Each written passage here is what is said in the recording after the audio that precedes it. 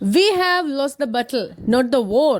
அப்படின்னு சொன்ன ஸ்ரேயா ஷையர் வோருக்கு ரெடி ஆயிட்டாரு. பஞ்சாப் கிங்ஸை கொண்டு போய் ஃபைனலுக்குள்ள சேர்த்துட்டாரு. பஞ்சாப் கிங் ஏ சண்டே மேட்சை ஃபண்டேயா மாத்துறதுக்கு நாங்க ரெடியானா மழை நம்மளுக்கு இன்னைக்கு சாட்டர்டே ஆகிருச்சு. அடுத்த நாள் வர அதான் இன்னைக்கு மண்டே ஒர்க் வேலையா, அதனால 10 மணிக்கு மேல மேட்ச் பார்க்கலாமா அப்படின்னு யோசிச்சாலும் மேட்ச் பார்க்கணும் அப்படின்ற மாதிரி தான் மேட்சை விளையாடி இருந்தாங்க.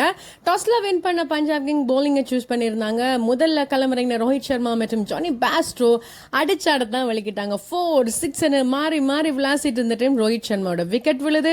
அதுக்கப்புறமா ஜானி பேஸ்ட்ரோட விக்கெட் விழுது. அப்புறம் என்ன மும்பை இந்தியன்ஸ் போச்சா அப்படின்னு ஒரு சில பேர் யோசிச்சாலும் எங்க டீம் பத்தி என்ன நினைச்சிட்டீங்க, இப்ப பாருங்க இறக்குறோம் 2 பேருன்னு சூரியகுமார் யாதவும் திலக்கும் சேர்ந்து அடி விளாசி ஸ்கோரை கொண்டு போய் எங்கேயோ வச்சுட்டாங்க. அப்புறம் வந்தவங்க எல்லாம் கொஞ்சம் கொஞ்சமா தட்டி விளையாடி எல்லாம் முடிய ஸ்கோர் 203 ஆயிருச்சு. அவனை யாருக்கிட்ட ஹிஸ்டாரிக்கல் அடி அடிக்க போறோம் அப்படின்னு பஞ்சாப் கிங் 204 டார்கெட்டை நோக்கி களமிறங்கினாங்க.